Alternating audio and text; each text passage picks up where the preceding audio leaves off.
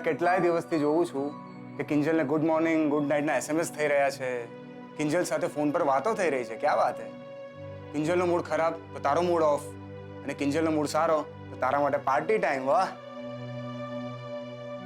સાચું બોલ, પ્રોબ્લેમ કિંજલ જ છે ને, કે પછી કિંજલ અને સુશાંતના ગોળદાણા? એવું કંઈ નથી યાર, અમે બસ સારા મિત્રો છીએ. અને એક મિત્ર હોવાના નાતે મેં એને કેટલી વાર સમજાવી છે કે સુશાંતનો જે સ્વભાવ છે એને જોતા દુનિયાની કોઈ પણ છોકરી એમ જ કહેશે કે આપણો ટેસ્ટ નથી મળતો. પણ એક કિંજલ છે જેને આ વાત ગળે ઉતરતી જ નથી. આ સુશાંત છે ને એને વાતે વાતે ધમકાવે છે, એનું ઇન્સલ્ટ કરે છે. આ ખા આમ જ ખા, આમ બેસ આમ જ બેસ. અને સાંભળી સાંભળીને તો ક્યારે મને સફોકેશન થવા લાગે છે. પણ ખબર નહીં કિંજલ આ વાત ક્યારે સમજશે. એને તો બસ એના પપ્પાની જ ચિંતા છે. ખબર નહીં યાર, એની ચિંતા કોણ કરશે? તું છે ને? હું? હા. ના ના, તું કઈ ઊંધું જ સમજી રહ્યો છે. અમે તો બસ મિત્રો છીએ. પણ તારી વાત પરથી તો એવું લાગે છે કે કિંજલ તને ગમે છે. અને હોઈ શકે કે કિંજલ સાથે તને પ્રેમ પણ થઈ ગયો હોય. પણ અફસોસ, કિંજલ અને સુશાંતની સગાઈ બહુ જલ્દી થઈ જવાની છે. કંઈ પણ નહીં બોલ્યા રૂપેશ. હું શું કામ કિંજલને પ્રેમ કરવા લાગુ? શું કામ? જો તારી વાતમાં મારી ચા પણ અધૂરી રહી ગઈ. કપ ખાલી છે.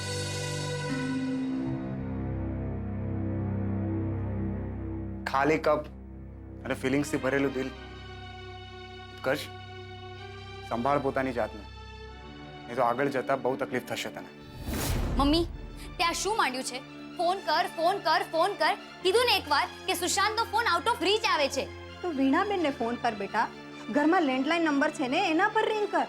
અરે ભલે ને સુશાંત કુમાર સાથે વાત ના થાય, પણ એને મેસેજ તો પહોંચતા થશે ને. સારું, બસ. સુશાંતને મેસેજ કરીને કહી દઉં છું કે સાંજનો પ્રોગ્રામ કેન્સલ. હવે તો તું ખુશ છે ને? વાત મારી ખુશીની નથી. વાત છે તારા અને સુશાંત કુમારના સંબંધોની. દિવાલમાં દેખાતી નાની નાની તડ ક્યારે મોટી તિરાડ બની જાય છે ને, એની ખુદ દિવાલને પણ ખબર નથી હોતી.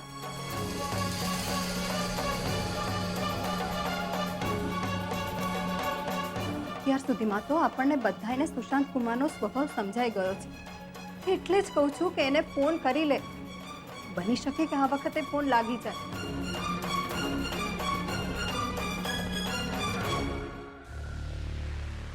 રિંગ જઈ રહી છે.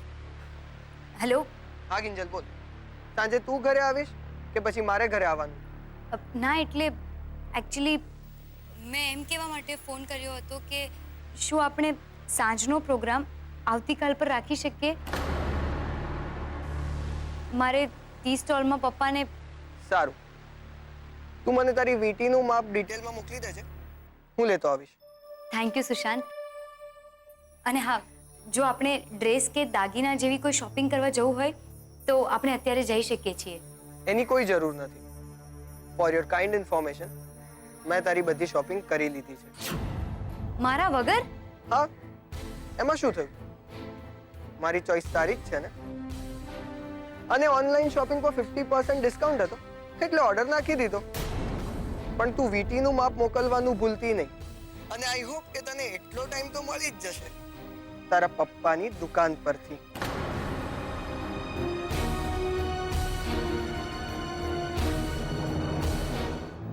ચાલો, સારું થયું કે સુશાંત કુમાર સાથે વાત થઈ ગઈ. હવે તું જાય છે ને એમની સાથે કપડાના શોપિંગ માટે? ના, એને ઓલરેડી શોપિંગ કરી નાખી છે. શું? પણ આ તો સગાઈની શોપિંગ છે ને. તારી પસંદ ના પસંદ એનું તો મહત્વ હોય કે નહીં? જવા દે ને મમ્મી. મારા લગ્ન નક્કી કરતા પહેલા મારે લગ્ન કરવા છે કે નહીં એ પૂછવાની તસ્દી કોઈએ લીધી હતી? તો પછી આ સગાઈના કપડા માટે શું રડવાનું?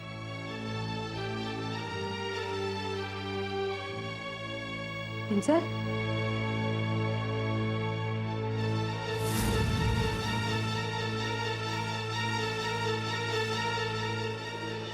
થેન્ક યુ યશવંતભાઈ, પણ મને 10 લાખ રૂપિયાની ખૂબ જરૂર છે. પપ્પા,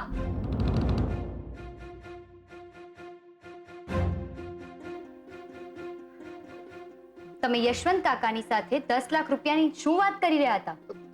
નહીં, કાંઈ નહીં. તો અરે આ ગુલાબ પણ બાજુમાં હિસાબ લેવા ગયો છે, હજી આવ્યો નથી. પપ્પા, વાત બદલવાની કોશિશ ના કરો ને મારી સામે જુઓ. તમે યશવંતભાઈ સાથે 10 લાખની વાત કેમ કરી જ્યારે આપણે રિનોવેશન માટે તો ફક્ત 5 લાખની જ જરૂર છે ને? જો બેટા, તારે આ બધા મામલામાં પડવાની જરૂર નથી. કેમ? મારા લગ્ન શું નક્કી થઈ ગયા, તમારા માટે પણ હું બાની જેમ પારકી થઈ ગઈ હા, એમ? તો પછી આ વાત મારી સામે જોઈને એકવાર કહેશો? જીત શું કામ કરે છે બેટા? તું તું જા અહીંયાથી. નહીં જાઓ. ને શું કામ જાઓ?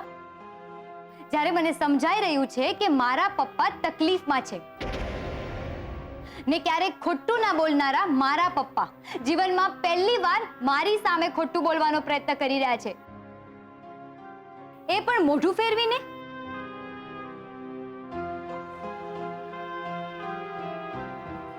કિંજલ, પપ્પા, તમને મારી સોગંદ છે, તમે મને નહીં કહો.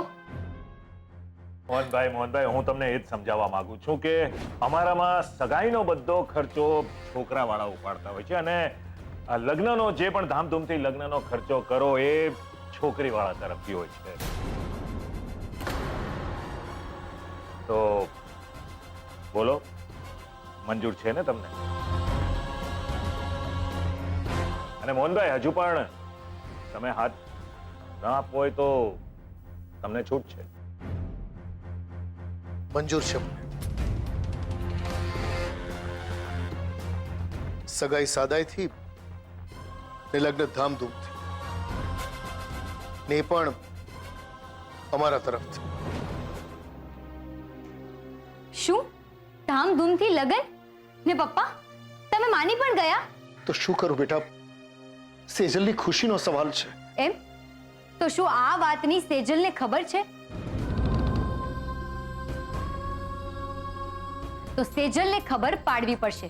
આમ કઈ તમારે કે આપણે કોઈ માસુકભાઈથી ડરવાની જરૂર નથી. હું હમણાં જ સેજલને ફોન કરું છું અને કહું છું એને કે મુક શોપિંગ પડતી ને રૂપેશને લઈને ઘરે આવો. નહીં બેટા, તારે ફોન કરવાની જરૂર નથી. પણ કેમ પપ્પા? તમને શું ડર લાગે છે કે સેજલની સગાઈ તૂટી જશે, આપણી બદનામી થશે? પણ પપ્પા, આની પહેલા તો તમે આવું ક્યારેય નહોતા વિચારતા ને. તમે તો અમને સ્વમાનભેર માથું ઉચકીને સત્યની સામે લડતા શીખ્યું છે, અન્યાયની સામે બોલતા શીખ્યું છે. તો પછી આજે આ બધું કરવાની શી જરૂર છે? જરૂર છે બેટા, કારણ કે સેજલ રૂપેશને પ્રેમ કરે છે. હા, તો રૂપેશ પણ સેજલને પ્રેમ કરે જ છે ને. તો લડે સેજલ માટે એના પપ્પાની સાથે ને કહી દે એને કે લગ્ન તો સાદાઈથી જ થશે.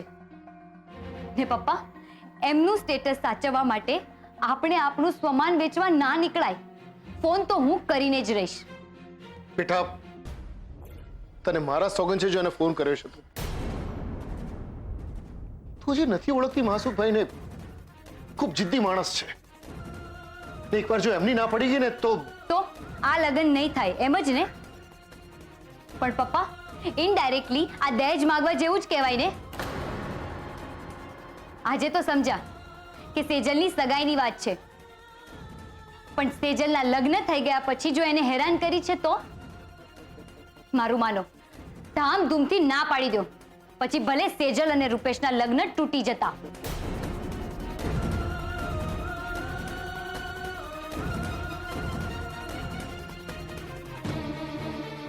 તું શું બોલી રહી છે કિંજલ? સેજલ રૂપેશના લગ્ન કરાવવા માટે તે બાની સામે મોરચો માંડ્યો. પેલા પ્રમીલાબેનને સમજાવ્યા. અરે જે રીતે 30 સ્ટોલમાં મેં મારી જાત ખર્ચી નાખી, એ જ રીતે તે સુશાંતના માગા માટે. કિંજલ, આટલી હદ સુધી આગળ વધી ગયા પછી તું એમ કેવી રીતે કહી શકે કે ભલે ફોક થઈ જતા સેજલ અને રૂપેશના ગોળધણા? તો હું શું કહું પપ્પા? માસુક અંકલની દાદાગીરી એમની ઓફિસમાં ચાલતી હશે, એમના ઘરમાં ચાલતી હશે, પણ આપણે શું કામ સહન કરીએ? વાત માસુકભાઈની દાદાગીરીની નથી, વાત છે સેજલ અને રૂપેશની જિંદગીની. અરે એક વખત સેજલ પોતાની જાતને સંભાળી લેશે, પણ રૂપેશ આ વખતે ઝેર પીવાથી પણ વધારે ગંભીર પગલું એ ભરી શકે છે, જેની જાણ માસુકભાઈને નથી. એ નથી સમજી શકતા. તો ભોગવે એની કરણી. તમે શું કામ બીપીની ગોળીઓ ખાઓ? તમે 10 લાખના હપ્તા શું કામ ભરો? આપણે સેજલને વાત કરવી પડશે પપ્પા, જેથી કરીને રૂપેશ જીજુ અને સેજલ બંનેને ખબર પડે કે માસુક અંકલે લગ્નની આડમાં કેવી લૂંટ આદરી છે. મારું માનો પપ્પા, એકવાર સેજલ સાથે ડિસ્કસ કરી જુઓ. મને વિશ્વાસ છે કે રૂપેશ જીજુને જ્યારે આ વાતની ખબર પડશે તો એ પણ આપણા જ પક્ષમાં ઊભા રહેશે.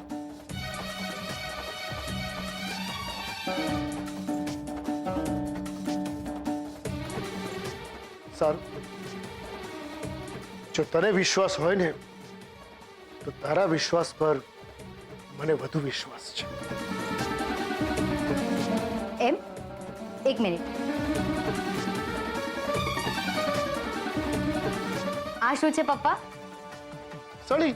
તો સેજલ વાળા તમારા સમ ગયા બળી.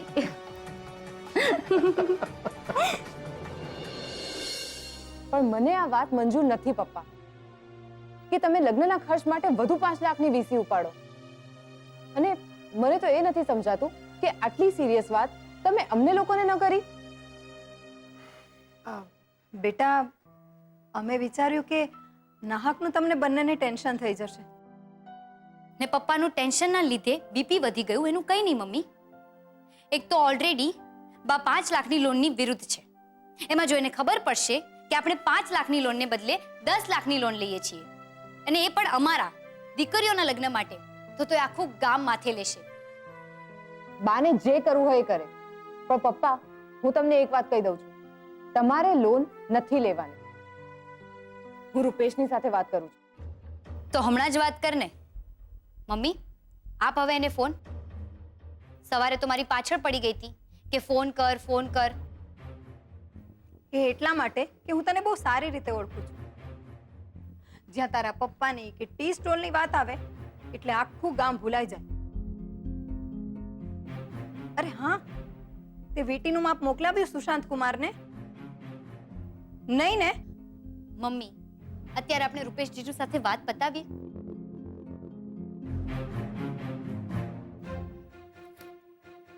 લે સેજલ, રૂપેશ જીજુ સાથે વાત કરી લે ને કે એમને કે એમની પપ્પાની શરતના કારણે આપણા પપ્પાનું બીપી કેટલું વધી ગયું છે. લે, શું થયું? ફોન કેમ નથી કરતી? ના કિંજલ, મને નથી લાગતું કે મારે અત્યારે રૂપેશ સાથે કોઈ પણ વાત કરવી જોઈએ.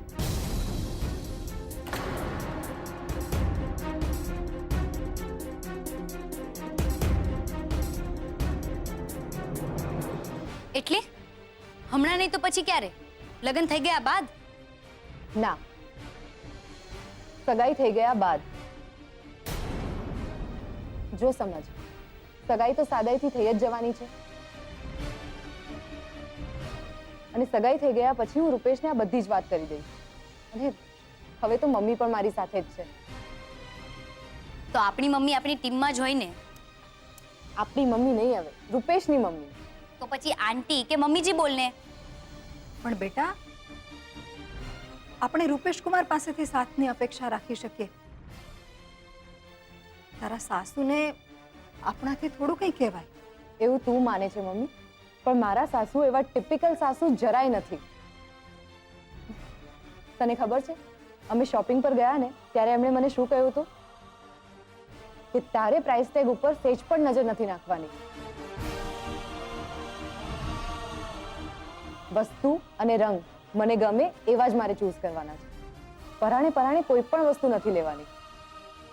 એમના મન, હું વહુ નથી પણ દીકરી છું. જો આપણે ડ્રેસ કે દાગીના જેવી કોઈ શોપિંગ કરવા જવું હોય તો આપણે અત્યારે જઈ શકીએ છીએ. એની કોઈ જરૂર નથી. ફોર યોર કાઇન્ડ ઇન્ફોર્મેશન, મેં તારી બધી શોપિંગ કરી લીધી છે. મારા વગર? હા, એમાં શું થયું? મારી ચોઈસ સારી જ છે ને.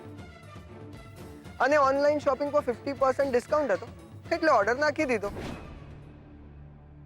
ઠીક છે બેટા, તો રૂપેશ સાથે આ બાબતે વાત કરવાની જવાબદારી તારી. બરાબર ને કિંજલ? કિંજલ બેટા ક્યાં ખોવાઈ ગઈ? મારો ફોન વાગે છે કિંજલ. હા ગુલાબ, બોલ. અચ્છા, ઠીક છે, તો તું એમને બેસાડ, હું ને પપ્પા હમણાં જ આવીએ છીએ. હા પપ્પા, વસંત કાકા આવ્યા છે, ચાલો તમને બોલાવે છે. જઈને આવો.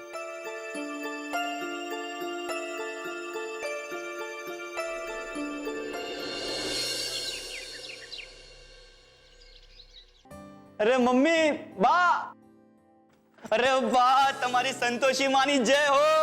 મોઢું મીઠું કરો. અરે મમ્મી, કઈ ખુશીમાં? અમેરિકા જવાની ખુશીમાં. સાચે? હા સાચે ને બા, તમારે મારી સાથે ત્યાં ડિસ્કોમાં ડાન્સ પણ કરવો પડશે. હા હું? હા. હાય હાય, માય નેમ ઇઝ એન્થોની ગોન્ઝાલ્વિસ. બા, આપણે ડોલરમાં કમાશું ને ઓલી કિંજલ પહેલા આપણે ઉડી જઈશું. આ અમેરિકા જાહું ને બર્ગરિયા ખાહું. વાહ બેટા, સરસ સમાચાર કીધા. હમણાં જ હું તારા પપ્પાને ફોન કરીને કહી દઉં છું. અને હા, મોહનભાઈને પણ જઈને કહી આવું છું. ના મમ્મી, આ ખબર કોઈને આપવાની જરૂર નથી. કેમ? અરે કેમ હું? સમજવાની વાત છે ડોબી. તું કઈ જાય મારો છોકરો? હા બેટા. હા બા. બસ. ને બા, જેમ ટ્રેનિંગ માટે એ લોકોએ 5,000ની શરત મૂકી હતી ને, આ વખતે એ લોકોએ ડિપોઝિટની શરત મૂકી છે. એમ? કેટલાની?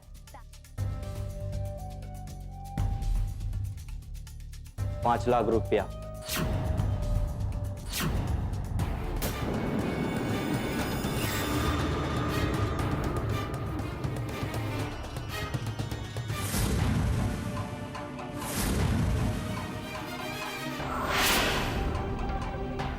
મમ્મી, મારા શૂઝ ફાટી ગયા છે. મને શોર્ટ્સ એટલી બધી ટાઈટ થાય છે કે હું પ્રોપર રમી પણ નથી શકતી. કેટલું એડજસ્ટ કરું યાર. તું ચાલ મારી સાથે, આપણે માર્કેટ જઈને નવા શૂઝ લેવા જ પડશે, નહીંતર હું બેડમિન્ટન ચેમ્પિયનશિપમાં ભાગ નહીં લઈ શકું. હવે તું કઈ બોલીશ? મારે રસોડામાં કામ છે. હા હા, તું રસોડામાં જ જઈને એડજસ્ટ કર, ને હું મારી લાઈફમાં. આ ઘરમાં કોઈને મારી ઈચ્છા, મારા સપનાની પડી જ નથી. હું તને બીજી વાર કંઈક કહું તો મને કહેજે. બીજલ, એવું નથી બેટા. મને વિચાર આવ્યો કે પહેલા હું મોહનભાઈને મળીને એમની સાથે વાત કરું કે અચાનક એમને 5 ને બદલે 10 લાખની કેમ જરૂર પડી. કોઈ સિરિયસ પ્રોબ્લેમ તો નથી ને? ના, એ જે કંઈ પણ પ્રોબ્લેમ હતો એ હવે સોલ્વ થઈ ગયો, એટલે હવે 5 લાખ બસ છે. સારું. કાંતિભાઈ, હા હા, અને હાલો મોહનભાઈ, તમારા 5 લાખ.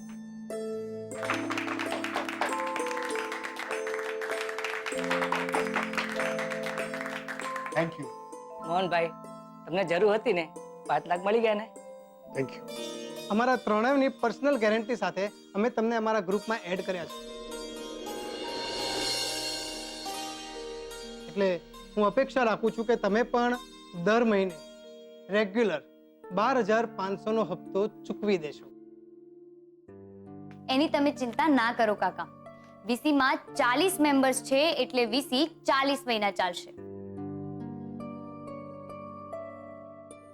દર મહિને 12,500 નો હપ્તો આવશે, ને એક પણ હપ્તો ચૂકવવો ના જોઈએ. બરાબર? અને જ્યાં સુધી તું અહીંયા છે ત્યાં સુધી એક પણ હપ્તો ચૂકાશે નહીં, એની મને ખાતરી છે. પણ બેટા, તું અમેરિકા જઈશ ત્યારે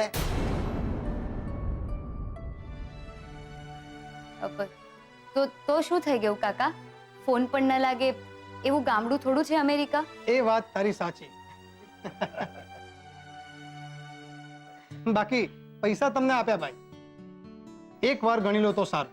કિંજલબેન પ્લીઝ, આ તો શું છે, અમારી વીસીનો પણ આ એક નિયમ છે કે પૈસા આપનાર વ્યક્તિ અને લેનાર વ્યક્તિ એક વાર ગણીને કન્ફર્મ કરી લે.